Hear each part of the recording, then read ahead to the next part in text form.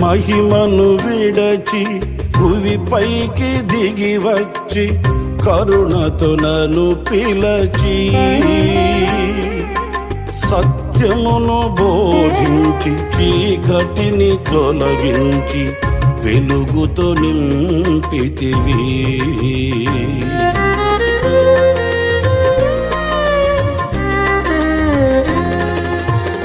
మహిమను విడచి భువిపైకి దిగి వచ్చి కరుణతో నన్ను పిలచి సత్యమును బోధించి చీకటిని తొలగించి వెలుగుతో నింపితివి. సదయుడవై నా పాదములు తొట్టిల్లనివ్వగా స్థిరపరచి నీ కృపలో నడిపించువాడవు.